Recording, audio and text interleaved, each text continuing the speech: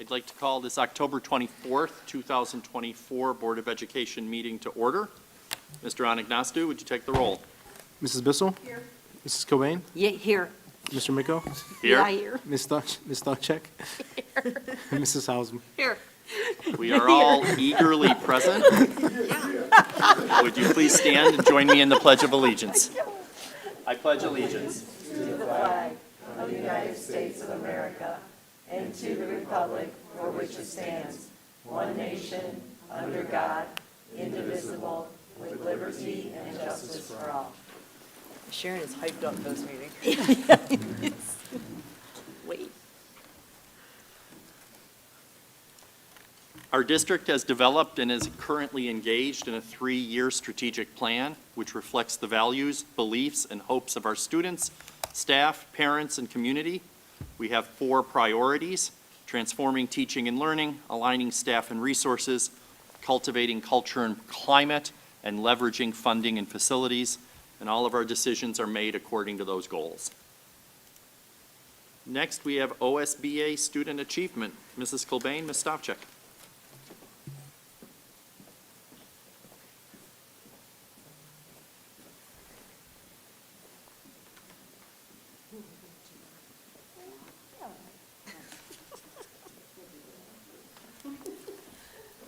So with OSBA Student Achievement, we normally nominate, or we have the principals at every school nominate a faculty member and a student for the award. A few months ago, Sharon and I took it upon ourselves to create our own nominations.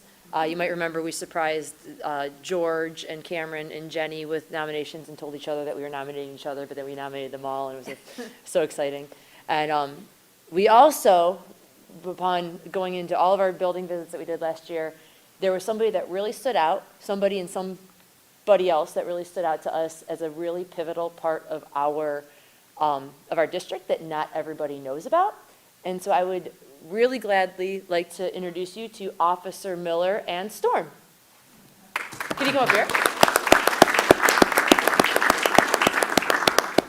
We watched Storm interact with all of the kids at recess, and he did like a great job. Didn't he go down the slide at one Storm? He did everything. Yes, he did. He's great. So we wanted to introduce him to everyone. And, oh, look at, he loves Jenny.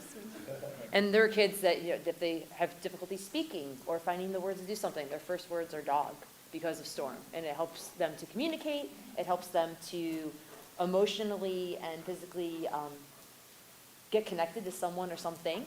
And it was really wonderful to watch you, Officer Miller, with Storm interacting with the kids. I don't know which one of them was more excited to go out to the playground, interact with the kids. They both seemed like it. I know you're thinking I'm wearing this for Halloween, but I'm wearing it because your favorite word is Kitty. So it's specifically for you. He also likes Bubbles, but I won't say it right now. Okay. Oh. Oh, my God. Does he spell? Well, maybe he does. But he knows what that means. Is there anything you'd like to say about your job within the district, what you do on a daily basis, what you see that other people might not realize? When I was young and dumb, you know, I've been on night shift for 24 years, so. Here, going out- stand here, so they can all hear you. You didn't tell me I had to speak. Going out there and getting into stuff at night, getting in pursuits, lots and lots of pursuits and resistings and drug arrests, and until I got the dog and started spending time at the schools, especially the early learning center, the satisfaction is so much different and greater when you see these kids interacting with this mean dog. This dog has 5 apprehensions, so meaning he's gone after people running from us and bit them and took them down.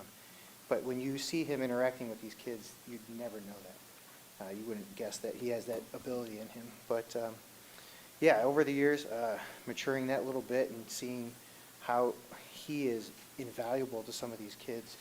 They're having temper tantrums, they're punching walls, and as soon as Storm gets involved, they instantly change that channel and, you know, calm down. And it's fantastic. It's much more rewarding than, in some ways, catching some of these turds that come into the city and do bad things. So yeah, that's kind of where we've evolved. And this will be his last year, so maybe March, April, he might retire. So I'm kind of sad to see him go, but hopefully I've had some influence with the next dog handler, and we'll see if he becomes like Storm.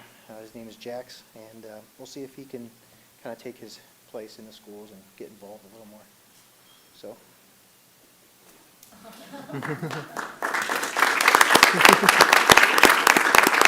Storm, do you want to go shake paws with everybody? Want to go this way?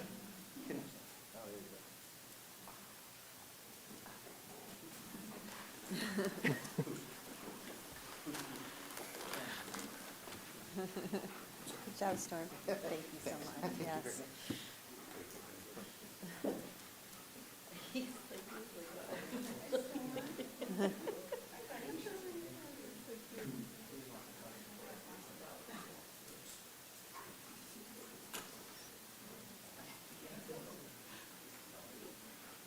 It really is amazing to see how he interacts with each child and sees the demeanor of each child and how he needs to react to them. If he should be standing, if he should be sitting, if he should be. Jason, you didn't even mention the.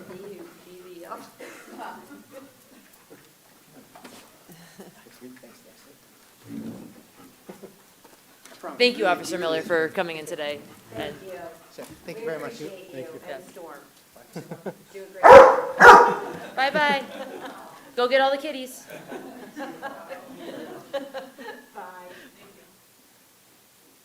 We've been talking about this dog and Officer Miller for like months now, like constantly. We get like pictures of him swimming and with sunglasses and at the gym and dressed up for things. He's the best little thing. So it's amazing. So it shows you not only what you don't see, especially at their early childhood with the preschool, but what other members of our community, the police officers, are doing that otherwise they didn't even realize they had the capacity or the power to have within our school district.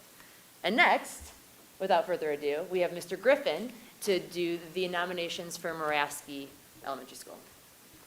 It's going to be tough to follow a dog that can spell. But I think we got two great candidates. But can you bark? You said what? Can you bark? Well, I don't know if it's the appropriate time. Only on Sundays, I suppose. So first off, I want to thank the board for inviting us in to give these honors. It's such a great way to recognize the people that are in our district and in our community. And we have two wonderful members of our community and our schools here with you today. So I'm going to first have our student recognition, or student honoree come on up, Ethan Saloom.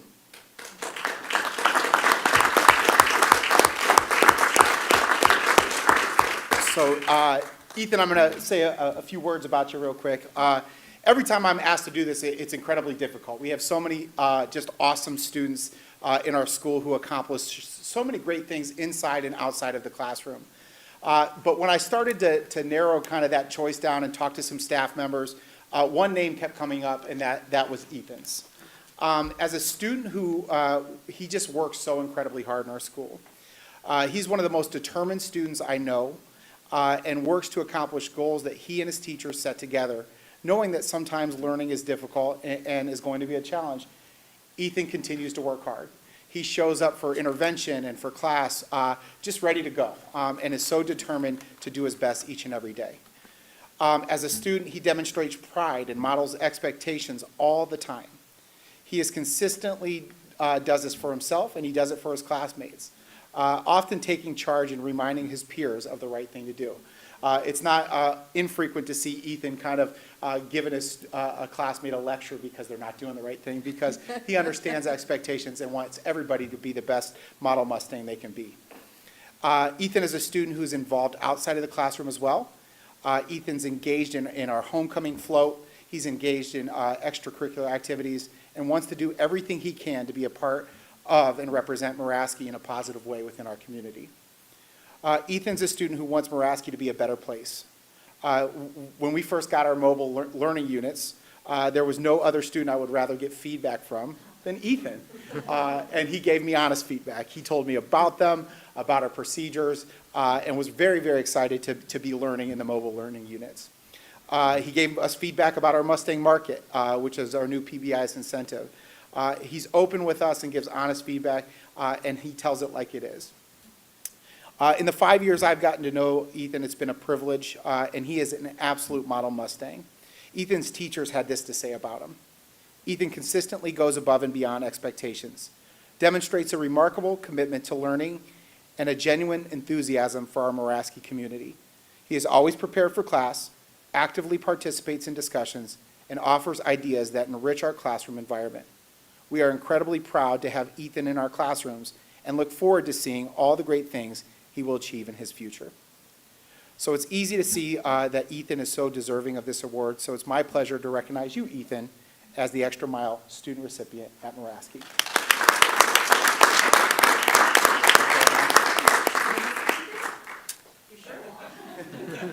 He's so modest and humble. Ethan was very humble. We went in and he was so shocked that he was the person. So that's a good quality of Ethan. Want to take a picture real quick? We'll get pictures and we'll have your family come for pictures too.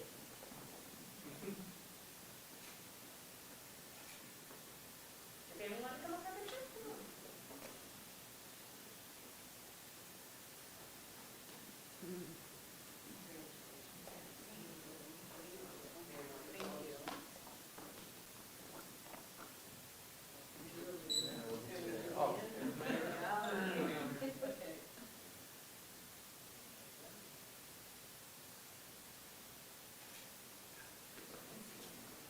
Go ahead and shake everyone's hand. It's an honor for them to meet you.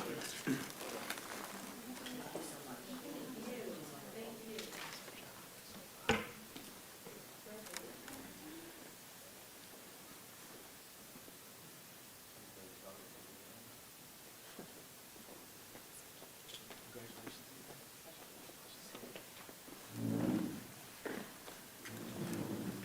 So just like Ethan, our staff honoree for the Extra Mile Award is equally incredible.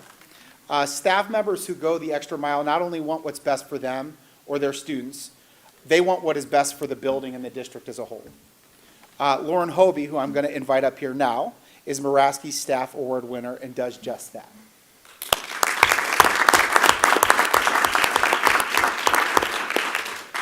Mrs. Hobie wants what is best for herself. And what I mean by that is she pushes herself to learn new strategies for instruction.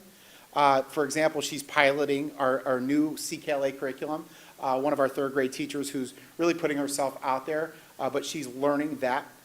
She goes above and beyond to get better in the classroom through reflection and learning all the time.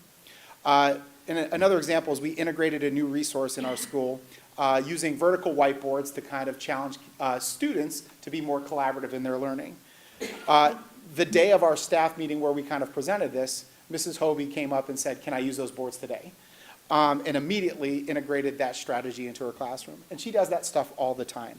Not only because she wants what's best for her students, but she's willing to push herself as a staff member and do what's best for instruction. Mrs. Hobie wants what is best for her students. She challenges them to set goals in the classroom, learn from their mistakes, and work together to learn and grow. Here are a few quotes from the students I talked to leading up to this evening. One student said, "I love Mrs. Hobie because she makes learning fun. We work hard, but we also get to have fun and play games that help us learn in the classroom." Another student said, "I love Mrs. Hobie because she says it's okay to make mistakes.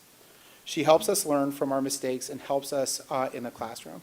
And what better examples of model Mustang competencies such as being determined, being resilient, and also being collaborative and innovative in the classroom. Above all, Mrs. Hobie wants what is best for the school and our district. As I said, Mrs. Hobie is piloting a new curriculum where she's giving feedback and learning so we can be successful in implementing this next year in our district.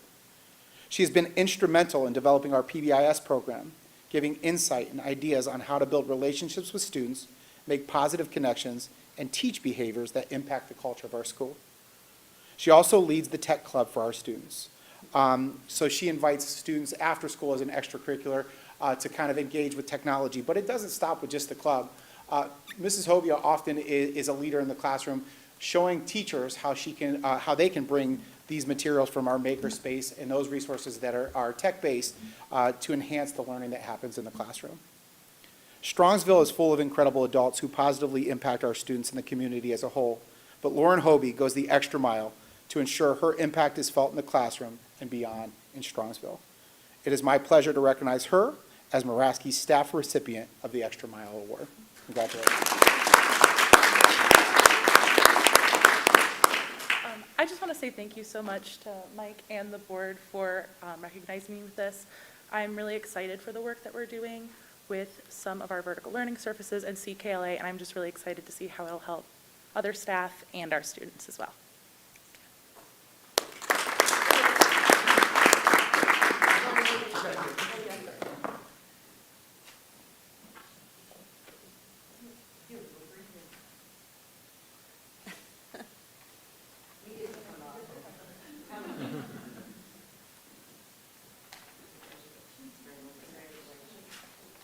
And the kids in her class just love her.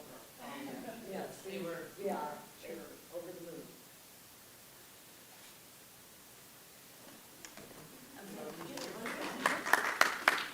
Thank you so much, Mr. Griffin. Thank you. Thank you, guys.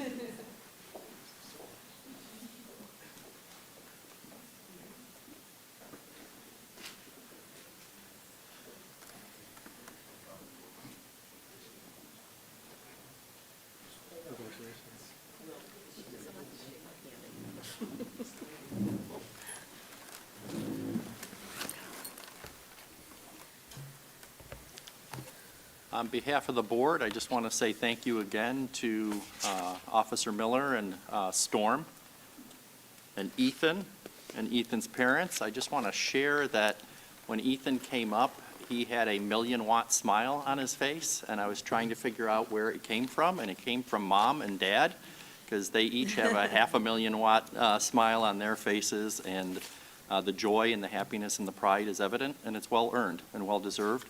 And then finally, the smile on Mrs. Hobie's face and her family is also very well-deserved. So congratulations to everyone.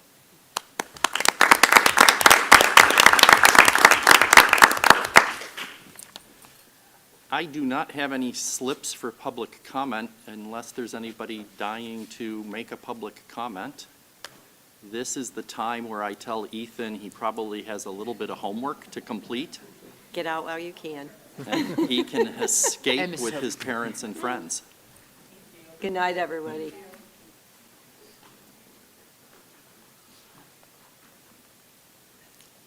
Next on the agenda is approval of minutes. Motion to approve the minutes of the October 9th, 2024 work session. All district video and audio recording will be a permanent part of the minutes. And next is treasurer's report. Mr. Anagnostou. Thank you, Mr. Micko. I have a few items for your consideration tonight. The first being the financial report for the month ended September 30th. I'm going to quickly go over the supplemental report as I usually do. Just one thing with the supplemental report, it's a new fiscal year, and the report slightly changed a little bit. The format of it, I made some modifications from the software that we use. A couple of the changes is just more summaries in the beginning. So last month we presented the budget, we did a budget forecast. We budget for salaries and benefits are our largest expenditure. We budget for the actual budget of those positions, and then throughout the year there's openings and people come and leave, people go on leave, so it generates some savings. As we see how it's forecasting against that budget, revenues are trending about $7,000 higher than the budget. Expenditures are trending $791,000 less than the budget, so a favorable net impact of $798,000. In comparison to the previous year, revenues so far through September are $822,000 higher. We'll get a little bit into that in the upcoming pages. Expenditures are $1.2 million higher, and then cash is about $4.9 million higher through September of this year. And then cash, this chart is month by cash. The blue is current year cash balance by month compared to the previous year. But as you will see, I don't know if you can see the mouse on the screen, but it's kind of like almost a roller coaster. Starts down in July, it's a low point. August, we get a tax settlement. And then September, we spend down that tax settlement. October, we spend down that tax settlement. November, we spend down that tax settlement, as well as December and January. And then February, we get a tax advance, so it goes back up. March, we get our settlement. It peaks. And then in April, May, and in June, it comes back down and through July. So it ebbs and flows. We get our two big tax settlements August, and March, and then the advance in February. So 3 times we get our largest portion of revenue, and we spend down those dollars throughout the rest of the year. Last year, we ended the last school year at 51.3 million. We're estimated to end this year at 47 million. And granted, that's if the issue 53 does not pass. This forecast didn't include that as it expired, and this is considered a new levy on the ballot. Wait, this is if it doesn't pass? Correct. Okay, In the budget forecast, we didn't have that okay. in there because it needed to be shown without it since it Okay. expired. And then as you will see, starting in February and March, in the graph above it, the blue, which represents this year's cash balance, will start dipping below where we were last year, meaning we're spending down that cash and finishing the year with a lower balance. Any questions on that so far? September of this, revenues for September compared to last September, they're almost about the same in total, $17,000 less. State revenue was $199,000 more. It was primarily due to this year the science and reading stipend reimbursement that we received, and then all other revenue is $210,000 lower, and that was due to a Medicaid reimbursement that we received in September of last year. We're still supposed to receive that this year, just hasn't come in yet. So we're closing in October, we haven't received it, so maybe by early November we'll receive it. So that's more of a timing issue. Looking at fiscal year-to-date below, we're about $822,000 higher in revenues. Local taxes were about $385,000 more. And that's more to do with collection rate. Collection rate increased by a percentage, so we saw an additional increase there because of the collection rate. And then state revenues is higher due to the science reading reimbursement. And then all other revenues is $200,000 higher due to the city TIFs were a little bit higher this year compared to last August. Any questions on revenues before I go to expenditures? September expenditures compared to last September were about $729,000 higher. Of that, $346,000 is salaries and benefits, greater than last year. Purchase services is $246,000. Part of the increase there is due to the mobile units that were brought on this year. Utilities are higher, our insurance was higher, and transportation costs was higher this year. And then all other expenses as well, it's a little higher than last year. Through September to September, and then looking in the bottom to year-to-date through September to this September, we're about $1.2 million higher. Salaries and benefits make up almost $1 million of that increase, and then purchase service is about $200,000. Any questions on expenditures? And then in comparison to the forecast, revenues is trending $7,260 more, and it's primarily due to a refund of prior expenditures. Still early, still have another 9 months to go, so continue to track revenues as they come in. And then expenditures, they're trending about $791,000 less.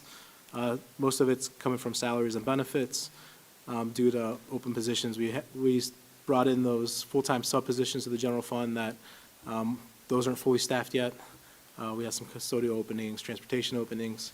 So positions are budgeted, but as they sit vacant or people go on FMLA, we realize some savings. And then in comparison, that $791,000 may seem like a large number, but in perspective to our close to $92 million budget, it's 0.9%. And thinking of it this way, if you had a $100 bill to spend, you have 90 cents left over. So, and put it in perspective, because some might see the 800,000 might seem like a large number, but in comparison, it's 0.9%, and it's 90 cents to every $100. Any questions? No? Thanks, George. Yep. All right, then the other items, there's two grant awards, or grant approvals. They're both from Battelle for Kids.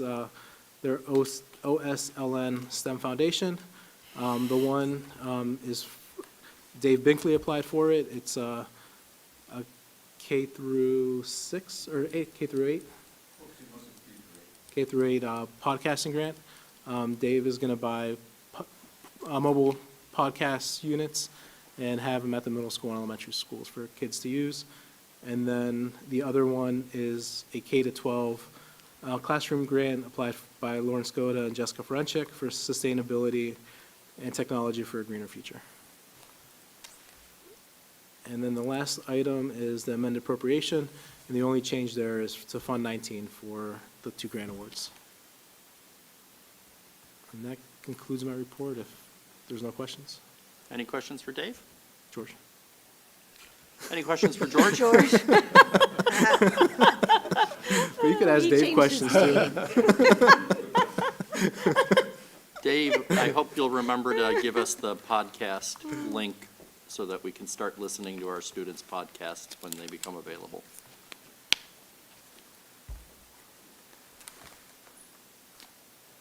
That concludes your report? Yep, George? that does. Next on our agenda is superintendent's report. Dr. Ryba. Thank you, Mr. Micko. I don't have anything specific under my section tonight, so I'm going to turn it over to Steve for the business service report for us tonight. Good evening, everyone. There's 3 items in this section for your consideration tonight. The first one is transportation for non-public students. Be it resolved upon the recommendation of the superintendent that the school bus transportation for the students listed in the exhibit be declared impractical. The time and distance required to provide transportation, the cost of providing transportation in terms of equipment, maintenance, personnel, and administration, and the additional service unavoidably disrupts current transportation schedules. Be it further resolved upon the recommendation of the superintendent that the Board of Education, in lieu of providing transportation, pays parents of students attending these schools. The reimbursement will be based upon the amount allotted by the state. The second item is a BOE compliance presentation with the food services program. Do you want to click on that? Yep. And I have the clicker on Oh, all right. All right. So the purpose of this is pretty perfunctory, just to say we are complying with Ohio Revised Code. So just going through and showing you how we're complying with the Ohio Revised Code and also our local ordinances as well. Basically, this is a requirement that we review this with you every year, just to go through how we are complying with the ORC, those numbers there in that order. The first part is that you have nutrition standards that not only are found in revised code, but also it does give the Board of Education the latitude to provide more stringent requirements than the code will allow, that the code allows. We comply with both what the ORC says and what the school board has in your policies and your standards. The first one being a wellness policy compliance. Basically what this says is that before and during and after school, up to 30 minutes, everything that we serve kids complies with the nutritional standards required by the USDA. That is happening. We're not able, no one's able to come in and compete with us during those times, and that the standards do not apply during non-school hours, on weekends, sporting events, and off-campus fundraising, although fundraising sales should encourage and support lifelong wellness practices. That's why, for example, we can sell Chick-fil-A at certain events, but yet we don't sell it during the school day. It's not that it's bad food, it just doesn't comply with some of the stringent requirements that we have in ORC. The second component of this is also the sale and consumption policy compliance. Again, before, during, and 30 minutes after school, no other foods are able to be sold other than food that we prepare or that we have purchased to be consumed. And there's, so no one's able to compete with us again. And then also the food sales to staff during the school day and students 30 minutes after the end of the school day are at the discretion of the Wellness Committee. And we are compliant with that as well. The last one has to do with vending. Last year, we did endeavor to partner with a local vending company. So this is in play now where it was not before. What this says is that all products vended and sold must be in compliance with the wellness policy, and all of them are vetted. They have to check with everything in those vending machines. We need to know what they are, and they go through a vetting process to make sure that they're in compliance with all of those guidelines. No one's allowed to sell whenever we are selling out of our food service program. Again, you can see a common theme, no compete clause. And then no food or beverages shall be sold to students at any location before, during, after school, until the end of the school day.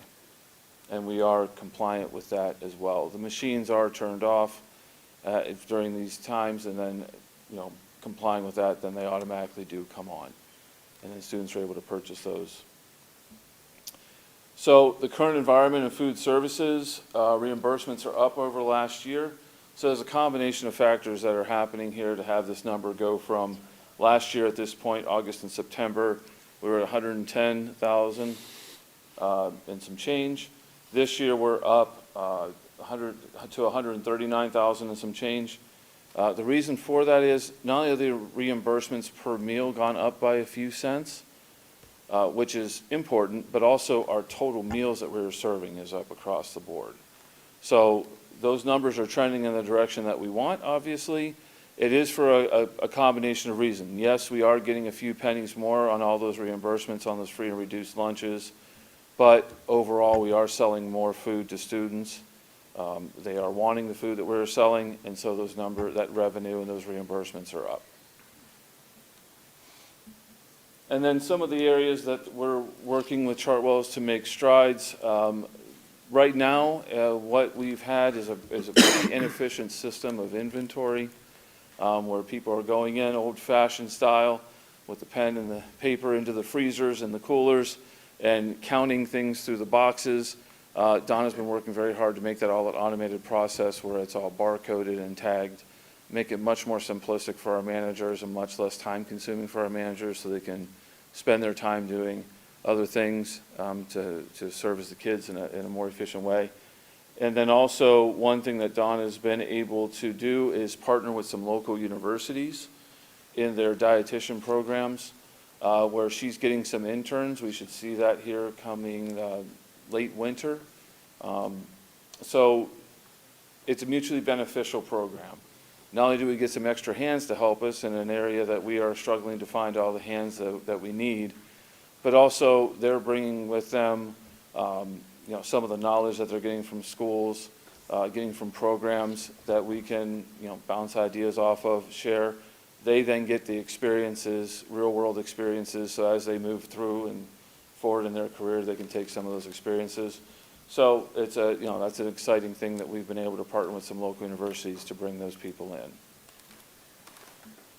And then lastly, there's a constant monitoring and tweaking of the menus to see what kids like and get rid and not serve everything that they don't like, and then wonder why there's a lot of food in the trash can. So that's always being tweaked. The numbers are always being looked at. I've been in those meetings where Donna and the managers sit and talk and converse. And it's that fine line, right? We know primarily, especially what elementary students seem to always want, because if you go to a restaurant, it's always the same thing on the menu. There's a reason for that. We're also trying to push some boundaries and get kids to have experience with new types of food, see what they like. That's a fine line of where do you invest those resources to help push the kids forward as far as foods and trying new foods, and yet keep in mind that we are needing some revenue. So we can't have everything thrown into the trash if the students don't like it. So the other thing that we've been doing since we were able to get some extra funds through the pandemic and the aftermath of that is identifying some new equipment that's needed at each location. So this year we were able to get a cold serving well at Muraski.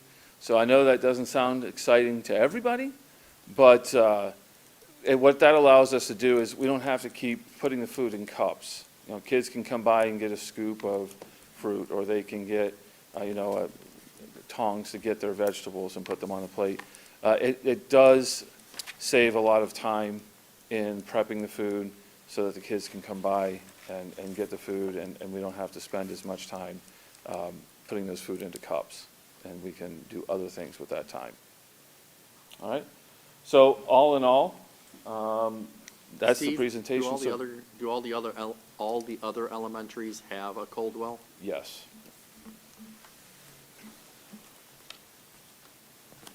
So that's the presentation. As far as I know, it really is just supposed to go through and say that we are complying with everything. And, we're working with Chartwells for the betterment of our food service program, and keep it moving forward. And the numbers are showing that that's happening. Questions for Steve? Do you have a benchmark for the inventory? How much time it's taking? I do not. I know she's done a couple different apps. She ran into some issues, so we kind of had to find a new app. But I would say my best would be the start of the new year to Yeah, fix those bugs. I'd be interested after we adopt whatever we choose to adopt, before and after. Okay. Yeah, I can do that. And I would say, Mr. Miko, I've had stay interviews with a handful of our managers, and that was always something that was brought up to them, was the outdated inventory system. Steve has monthly meetings with all of the managers to have that constant contact to address things that are on their plates. So I can't tell you exactly how much time they're spending each time, but I know it's something that they've brought up as an area to enhance. Thank you. And then the last item in this section is a gift to the district. Be resolved upon the recommendation of the superintendent that the following gift be approved. Martin Public Seating donated a memorial chair in honor of Coach William Bear, which will be placed in the Strongsville High School Stadium. The estimated value of the donation is $250. Thank you. Thank you, Steve. Thanks, Steve. Next, we'll bring up Aaron for the curriculum report.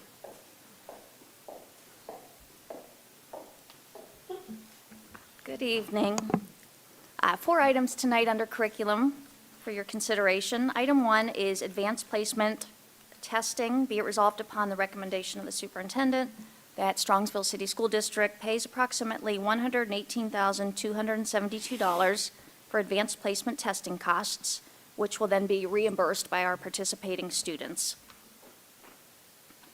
Item 2, out-of-state trip. Be it resolved upon the recommendation of the superintendent that permission be granted to the Strongsville High School senior class to travel to Washington, D.C. to participate in the Norwalk Guided Tour March 7th through 9th, 2025. Transportation via chartered motor coach, lodging and meals by the participating students. And just as a note of reference, this was our 8th grade class that didn't get a chance to go to D.C. During 2020 COVID. So they're getting a chance now as seniors. Okay.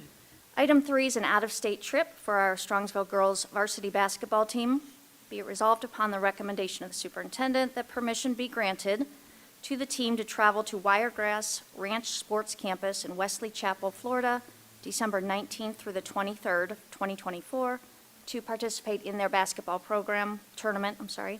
Transportation via commercial airlines, lodging and meals by participating students, fundraisers, and funds from the girls' basketball booster account. And the last item for your consideration is a student-teacher practicum placement. Be it resolved upon the recommendation of the superintendent that we have a following student placed for the purpose of a school counseling practicum, and they will be placed at Sarrar Elementary, January 30th through April 9th, 2025. And it's a student from Grand Canyon University. Any questions for Aaron? Thanks, Aaron. Thanks. Next, we have our student services report with Andy.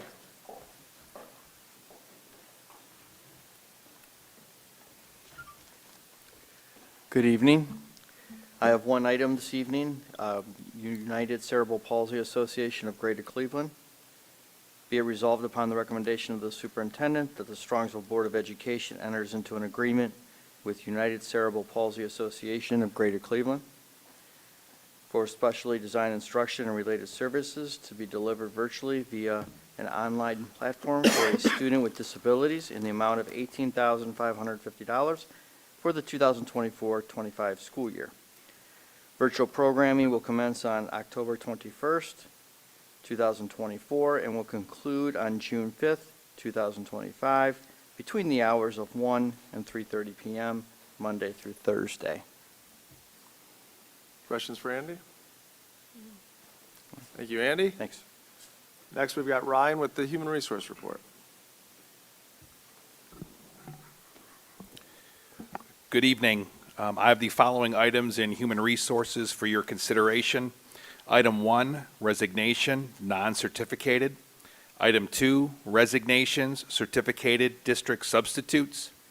Item 3, resignation, certificated athletic supplemental contract. Item 4, retirements, non-certificated. Item 5, appointment, certificated. Item 6, appointments, non-certificated. Item 7, appointments, certificated district substitutes. Item 8, appointments, certificated athletic supplemental contracts. Item 9, appointments, non-certificated athletic supplemental contracts. Hey, Ryan, can I interrupt for just a second? So it may look on item 8 and 9 that the FTEs are a little different, especially for wrestling. As we look at those, they're kind of in odd numbers, 0.10, 0.15. So I inquired a little bit, and I think what happened was we had an assistant wrestling coach who was one of our district substitutes that ended up getting a real job, a full-time job, and is also going to coach wrestling in that district. So he ended up not continuing. And so Jason Kepler worked really hard to try to fill that position, and then it impacted middle school a little bit. So that's why you see they were trying to get as many coaches as they could to kind of step in. So Jason was a little creative in all of the FTEs to make sure that we had enough coverage. And so I added it all up, and we have one head coach for wrestling and then the 3 assistants for middle school. Even though it's a little different, they were just trying to get the most out of the supplemental contracts. And then I think for the cheerleading coach for 7th and 8th grade basketball cheerleading, again, coaches are sometimes challenging to find. We've had some challenges finding cheerleading coaches. So Kelly has offered to do both. And the reason one is the full and one is 0.75 is because they do some practices together. So we reduced it a little bit for that. Okay. Item 10, appointment, certificated supplemental contract. Item 11, appointments, game workers. Item 12, changes in hours, non-certificated. Item 13, changes in status, non-certificated. Item 14, contract recommendations, non-certificated continuing contracts. Item 15, educational and experience upgrades. Item 16, leaves of absence certificated. Item 17, leaves of absence non-certificated. Item 18, unpaid leaves certificated. Item 19, unpaid leave non-certificated.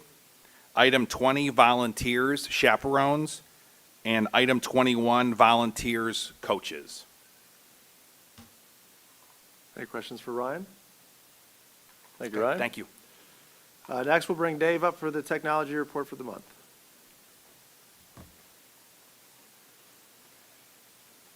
Good evening. Tonight I have one item for your consideration.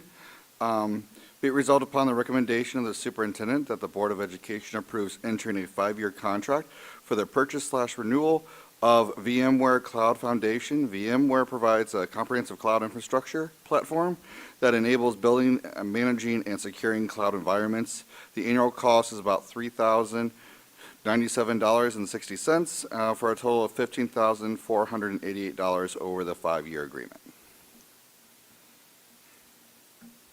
Any questions on VMware? Mr. Miko? No.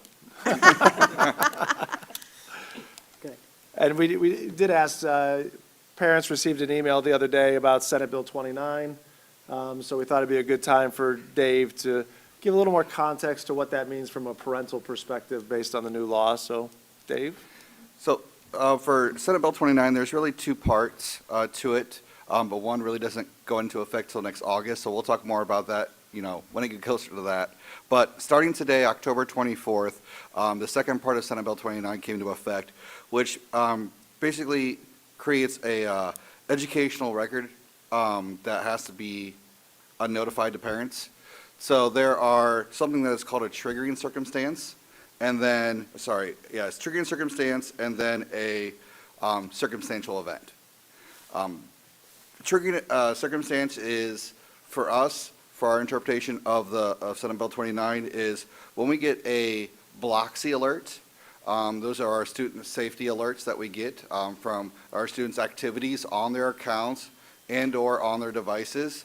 There are 3 triggers that we have set up that principals and myself and Teresa Williamson get that basically sends alerts to us that there was either some comments or searches done on something that dealt with cyberbullying, threats of violence, could be self-harm or to others, and the last one is mental health and well-being.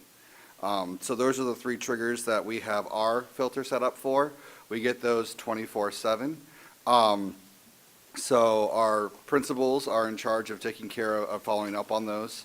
However, through Senate Bill 29, we have to alert a parent every single time we get an alert within 72 hours. It doesn't matter if that alert is, I would say, credible. Sometimes you do get false positives, like right now our high school is working on some history projects that include topics like the NRA. So, weapons show up in their search histories, and then we get alerts from, 100 and some kids that we then have to send emails out to their parents that your students were looking up, threats of violence. But the law itself doesn't separate any false positives or any events that the actual principal followed up on. So there will be more emails coming out to parents based on that. The other circumstance that triggers an email is a circumstance event, which basically means one of 2 things. A administrator or a teacher has requested that the technology department pull up a student log, like their history report or YouTube history or something like that we can pull up through Bloxy, our management system for that. If we get that request, we now have to log it and then notify a parent that say, hey, based on we called it an administration access the device or account for student activity. They'll get an alert on that. And then the other one is, as silly as it seems, the technician, sometimes we have to log into an account for a student to see what their problem is because we can't replicate it, or we have to log into a student's device as ourselves to try to troubleshoot it. By Senate Bill 29, we have to send a parent a notice now of us trying to troubleshoot with a student account or device. And in the letter, it just says that we're informing you by Senate Bill 29. If you have any questions, please follow up with your building administration, your students' principals. Thank you, Dave. Any other questions for him on this topic? That seems like a lot more work, huh? It is a lot, considering that, maybe some of our elementary schools might maybe get 1 or 2 a day. But our middle school to high school can get anywhere between 10 to 25 on a normal day, and days that we have like today where they're starting projects, we get like 50 or 60. Because 1 or 2 periods, that's how many kids are hitting the triggers. So my department and I have been working on trying to find ways to automate it as much as possible, but there still is some human interaction between programs and creating the entries to be sent home the notices. So one of the things that's important to note is sometimes legislators pass bills that have an intent, but the way the language is written does not align to that intent. So they've recognized that for all of what Dave is saying with reporting to the parents. So the goal is they're going to try to legislatively fix that prior to the winter break. So they said the goal is that we would have to deal with these set of rules for the next month. And then in the lame duck session, they should pass it and have an emergency clause, which means it goes into effect immediately. So hopefully we'll get some resolution to this current challenge in the next month. Do we know if you've had any people reach out with questions or concerns yet? Mostly from some of our teachers, because of the interpretation of the law has been different for different entities. So ours is because there's language in there that talks about non-commercial and like educational instructional use. Some districts are requiring teachers to notify parents of using things like Blocksy for classroom management, of sharing documents, or even some districts are going to the extent of, hey, if we're using Google Classroom to submit an assignment, I now have to notify the parent that I have logged into Google Classroom to view your student assignment.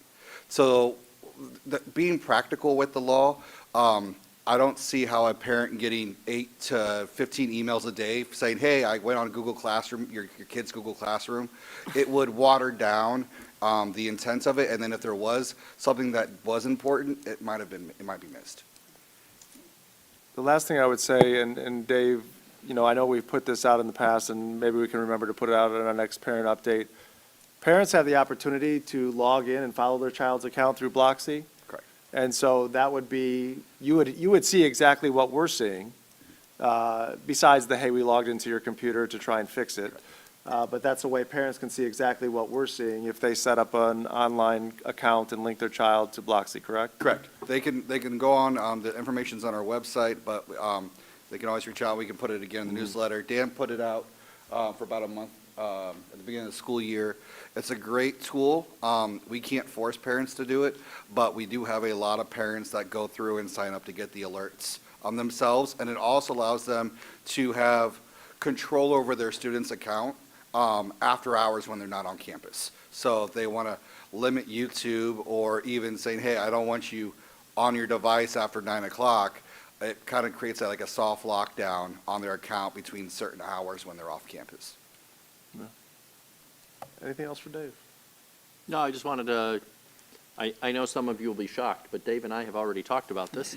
But I wanted to compliment and thank Dave. I think we have, you know, at the base of it, we are complying with the law as we feel it is interpreted.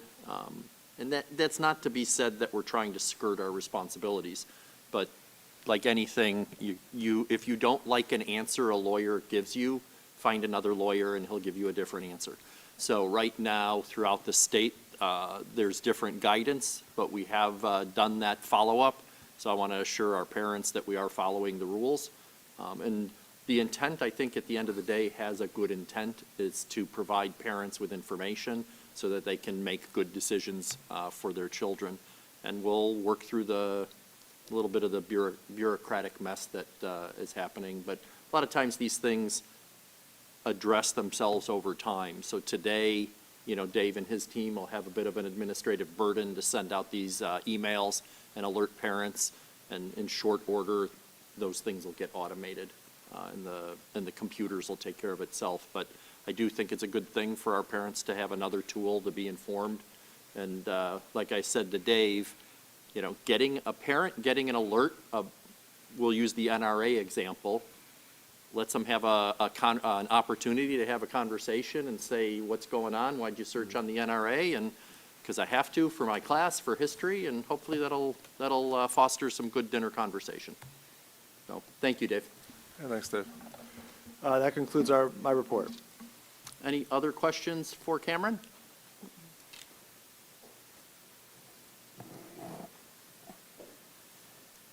Next on our agenda is report on Polaris Career Center. Mrs. Bissell or Mrs. Hausum? I'm going to do it tonight. Thank you. Excellent. Yeah. We've had a really exciting about 2 months at Polaris that have capped off this week with a dinner. Every other year, Polaris invites all 6 districts and all of their school board members to a really lovely dinner that's prepared by the teachers and the students in the culinary program.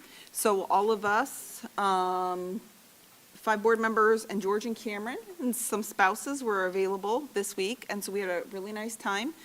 And at that time, we also introduced the board's selection for the next superintendent of Polaris Career Center, and that is Diane Zander. So she is getting ready to take the helm after Bob retires on December 31st. So exciting news, exciting to look forward to what's coming next and continuing in the fantastic fashion that Polaris has been for the last number of years. That concludes my report. Thank you. If I can just piggyback on it, the dinner is always, it is a critical part of our job, because we have to eat that dinner, and then we have to give good feedback to the students so that they can get even better. And I fail miserably every year to come up with good feedback. But it is great for us as a board to see what our students at Polaris are doing and what they're accomplishing. I wanted to also send our congratulations to Diane, and we're looking forward to working with her at Polaris. And I also wanted to give a public shout out to Clark Reliance, which is a Strongsville company, and they were, it's a manufacturing industrial company located here in Strongsville, and they were Polaris's company partner of the year, probably 2 years, because we do it every 2 years. So, but a great company that we have here in Strongsville that's doing really nice things, employing our students and all the students in Polaris, whether it's the welding program, the precision CNC program, but it's a great example of Polaris when it's working at its best. So congratulations to them. And then next is report on legislation. Fortunately, I think, Columbus has been quiet of late for obvious reasons. We do have an election around the corner. Mrs. Pelko and I were at the West Shore Boards of Education meeting last week, and we got a really interesting, good update on all the legislation that we expect to have to deal with and work with for the next half year, the next year. The big thing that will affect our school district is the biennium budget, which as soon as the new legislature is elected, they will begin working on that almost immediately. It is Election Day. I know we probably have some updates on it in Dr. Ryba's timely information, but November 5th, Tuesday, November 5th is Election Day. Most of our schools, all of our schools are used as polling, not all of them, most of them are used as polling locations. And I did this during the last election, and I had the chance to kind of revisit it. And so I will just share with the audience two historical messages. One is from Franklin Roosevelt, one of his fireside chats during World War II. This one is October 5th, 1944. He starts, "My fellow Americans," and the statement I want to highlight is, "Nobody will ever deprive the American people of the right to vote except the American people themselves. And the only way they could do that is by not voting at all." And in the address, he goes on, and I find this interesting, so you'll bear with me. He talks about in 1920, one of the most fateful elections in history, only 49% of potential voters actually voted. 1940, it was 62.5%. I like statistics. 2016, it was 54.8%. 2020, it was 62.8%. And then we will find out what it is in 2024 soon enough. And then the other historical presidential address was from Dwight D. Eisenhower. And this was September 10th, 1955. And in his talk, he said, "In the national elections, something like a little over 50% of all qualified electors vote in state and local elections. I am told that it is frequently as low as 25%. And then the statement that meant a lot to me, "Well, government by the people would seem to be not flourishing as well as it should. Some politicians some years ago said that bad officials are elected by good voters who do not vote." And so I ask those in the audience, and I ask those listening at home on Tuesday, November 5th, if you haven't done it already, go out and vote. And that concludes legislation. We now have our board liaison reports. First one is City Council. City Council did meet on Monday. I believe our own Dr. Ryba addressed City Council and told a very good, shared some very good information about Emily and the effect that her education, what we're doing in Strongsville for that education, and how issue 53 will determine the consequences and what she can look forward to in the years to come. And I thought you spoke eloquently, and I thank you for it. In addition, City Council wanted to remind everyone that October 31st is a very important day. It is Halloween. Halloween is in the city from 6 to 8 p.m., and the mayor wanted to remind everyone that when you're driving around the city from 6 to 8 p.m., please pay special attention, because sometimes the trick-or-treaters don't. That concludes City Council. Strongsville Education Foundation. Do we have an update? The same thing as I say every week. November 23rd is casino night. Please go to their website, get a ticket, be a sponsor, do whatever. These people work really hard, and they really do subsidize a lot of the things that we do here in the school. So I encourage everyone to please go to their website and participate. It seems like I couldn't go last year. I'll be there this year. But it seems like everyone had a good time. So November 23rd, please go to their website. Thank you. That concludes. Thank you, Sharon. PTA? That would be me. The next meeting is November 7th. There really isn't anything much to tell for the PTA. I didn't go to the last meeting, so I apologize for that. But our next meeting is November 7th, so I'll have more to share then. Thank you. Our board committees. Finance Committee? We have not met since the last meeting, and the next meeting will be announced. That was an excellent report. And I will just ditto that for the Policy Committee. Another excellent report. Business Advisory Council? We do not have another meeting until November 8th at 7:30 a.m. In the meantime, since then, new business partners were invited to join the advisory committee. And that concludes my report. And then Facilities Committee, our next meeting is November 19th, 2024 at 6:30 p.m. in this building.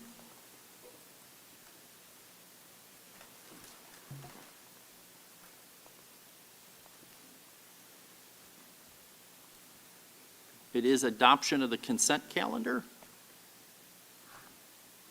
Action by the Board of Education and adoption of the consent calendar at this point of the agenda means that all items appearing in the agenda denoted as type action, which constitute the consent calendar, are adopted by one single motion unless requested otherwise. Do I have any otherwise? Hearing none, do I have a motion? So moved. Do I have a second? Second. Motion by Ms. Stavcek, second by Mrs. Cobain. Any discussion? Hearing none, please take the roll. Ms. Stavcek? Yes. Ms. Cobain? Yes. Mr. Miko? Yes, Mrs. Hausum? Yes. Mrs. Bissell? Yes. the motion carries. Next on our agenda is superintendent's timely information. Do you have anything timely for us, Cameron? We do have a few things timely to share with you. So as we go around the district and share some highlights from each level, we're going to start at Chapman Elementary School. So Andy's talked at length in the past about our PBIS program. In our PBIS program, we've used for years the acronym PRIDE, and each letter stands for a specific attribute and that we want to exemplify in our students. So at Chapman this month, they've been focusing on the I of PRIDE, which is inclusiveness.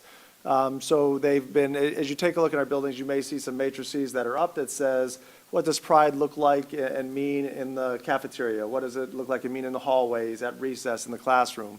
So they've been taking a look at what inclusiveness means in those areas, and also linking that to our Model Mustang competencies of being empowered or resilient, collaborative, et cetera. And so what they've been focusing on is how do we work through conflict or difficulties. So, you know, as young students, You may have some issues, I don't know, I'm going to throw one out there. Maybe the football game at recess causes some challenges. So how do we work through some difficulties and resolve those conflicts in a proactive way? And so this is something that's not just happening at Chapman, but across all of our elementary schools to help students continue to think and create solutions that will help them not only on the playground, but as they go throughout life.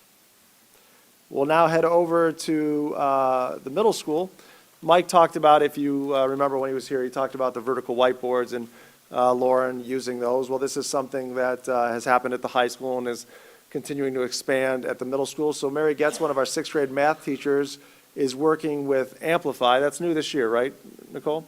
All right, so new math program. And so again, rather than, kind of sitting there learning the algorithms, going through and practicing a few problems and doing your homework on a few problems, there's less emphasis on memorizing those algorithms and more opportunities to get together, work, problem solve, and actually develop your critical thinking in terms of number sense and mathematics. So if you could see those little Post-its, those are from Ms. Getz's class in terms of their experience with Amplify. So just I'll read a few. I love Amplify because it helps me and others learn lessons step by step, and they're fun, interactive, and Gizmo-like things, which is another math tool that we have. Right, Gizmo? Or Desmos? Oh, so Gizmos is, there's so many things sometimes I can't remember. Gizmos is science, right? Desmos is something else in math. So, and another one I'll read for you is, I like Amplify. The questions and problems are engaging and creative. I love how it shows you correct and incorrect answers and how to get it. So, great tool for our students that's being implemented in Mrs. Getz's class. Now, I've read Mr. Joya's work here a couple times, so let me try and summarize the great work that she's doing. And so I want to start with her quote at the bottom. So bear with me as I read it to you. So experiential learning activities like this require students to use their previous knowledge as they engage in a deeper learning experience. This is a huge focus of our district of what we're trying to create for all of our kids. It's rewarding to see students stretch their curiosity and start to make connections between what they are learning about mutations, protein shape, and function to authentic problems like curing or treating conditions or genetic disorders. So basically what they're doing, they're taking 15 colored beads, putting them on pipe cleaners to represent different sequences of amino acids that are coded by DNA. They're bending them into different shapes, looking at the chemical properties and seeing how they bend and how mutations can affect or impact the protein functions in the DNA. If you understand what I just said, great. I'm a little fuzzy on it, Dave does, but it sounds really cool, and it's what a great experience for our kids. Like if you take a look at the big picture of it, I can learn about this in a book. I can have lecture notes about it, but to actually get, touch, feel, manipulate the work that they're doing, and for the kids to have that experience is great. So, just thanks so much to Mr. Joya for the creative work that she's doing. Is she a part of our district learning team? So she's a part of our district learning team that is exemplified by our teacher leaders that are putting deeper learning into practice and being a model for others. And then finally, we have some timely information. Although not on the slide, Greet and Treat is Monday, 5:30 to 7. And the weather is looking spectacular. So it's always a popular event. We encourage people to get there early because the lines get awful long. Bring your kiddos out. I know there was recently a trunk or treat at Safety Town. This is the next in line of filling your homes with candy. So great partners, great event. Come out to the Packatan Stadium and bring a donation for the food bank as admits to get in. Anything I missed on that, Dan? Okay. Other things, we've talked about issue 53 that's on the ballot, 4.9 mil operating levy that's going to reduce taxes, the tax base for taxes on our community, and continue to fulfill great experiences and great investments, and even increase those if it passes. So we want to make sure that people have the factual information so they can make an informed decision on at the polls on November 5th or as they complete their absentee ballot. So we will have a virtual community conversation. The first 50 people that log on will be live with Mr. Micko, right? I thought I saw you accept the invite. Our treasurer, George, and me, to have a discussion, a dialogue, and then we'll live stream it for anybody else that can't get on that would like to see. And so that will be there for everybody to join. So we look forward to helping answer some questions, get people armed with the facts as they go and vote. And as we come to the end of October and move into November, we do not have school on November 4th or 5th. We've traditionally not had school on November 5th because of the voting day. November 4th, we've added that as a professional development day so our staff are working on both of those days, but no school for kids on those days. That's it for timely information, unless there's questions. All right, thank you, Mr. Miko. Next on our agenda is Board of Education Other. Do we have any others? I'd just like to mention, there's a big football game tomorrow night against our rivals Brunswick, and it's the last regular season game. So again, the weather is looking great. If you'd like to come out and support our team, I'll be there. So I'll see you then. And then I sent out an email about adjusting our board meeting. The November, what is the date for the second one? 20th. November 20th. The November 20th meeting. We're going to adjust the time to starting at 6:15 PM. We do have reason for executive session, and then we would exit executive session and start the major meeting or the regular meeting as close to 7 PM as possible. Did anyone have any conflicts, or can we do that? That meeting's on a Wednesday. Was it a Wednesday? I thought that was, We it moved is a from Wednesday. Yeah, it's a Wednesday. November Okay. 20th is a Wednesday?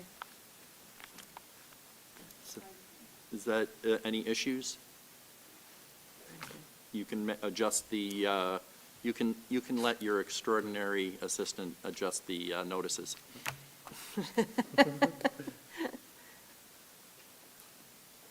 And I was going to talk about the football game too.